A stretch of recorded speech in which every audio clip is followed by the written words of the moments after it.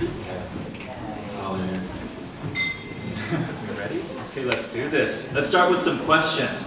Have you noticed that your social media only shares you content that tends to agree with your views? Do you find that public consultations are both boring and intimidating? Yeah, tell me about it. Have you ever come across a Facebook post where the comment section is tense and toxic? Well, it seems like we need to Break the ice. Politics are becoming more and more polarized in today's political climate, and there are few avenues to promote dialogue between these opposing views. So, what is our solution? Icebreakers. Icebreakers is an event series that aims to bring these polarized groups together in fun social settings in order to foster better understanding of one another. Icebreakers envisions a city where young adults are exposed to a spectrum of opinions on municipal issues.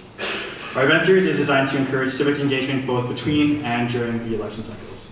So how does Icebreakers work? Well, it's rather simple. We first start by picking a polarized topic or issue. You might have heard of some of these, maybe cyclists and drivers, landlords and renters, oh boy, developers and community groups. I'm sure you can think of a few more.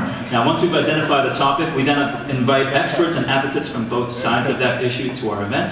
And once we've identified those people, we invite the rest of the public to our event. Now, we think that a combination of a really thought-provoking and polarizing issue in a casual and social setting, and maybe some incentives, some giveaways that we've also contemplated as part of this initiative, will really entice members of the public to come to an event such as this.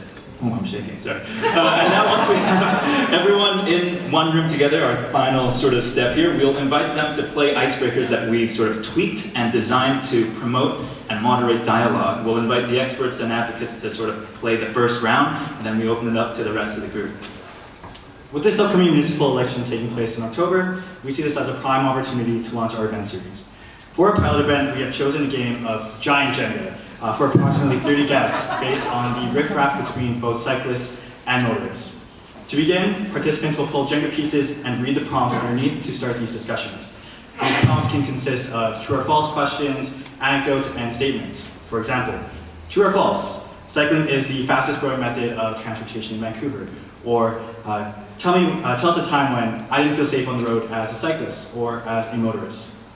As we break down this Jenga tower, we can reflect on ways to rebuild a stronger foundation by flipping the question and thinking of a positive spin as we place the piece back on top. For example, how do natural barriers such as planters create safer roads for all users? During this knowledge exchange, there will be facilitators walking around to help facilitate discussion. Sure. After each event, we will distribute resources and public event information on future engagement events, information on how to vote in this upcoming election, as well as a video summary and follow-up survey. After these activities, participants are more than welcome to hang out with these newly found friends and continue the conversation throughout the night. This model is we hope to replicate this in other cities based on other municipal issues, for example, such as Burnaby and the Pipeline, or Richmond and the multilingual signs. For later events too, we also hope to use different games such as Connect 4 or Twister as well.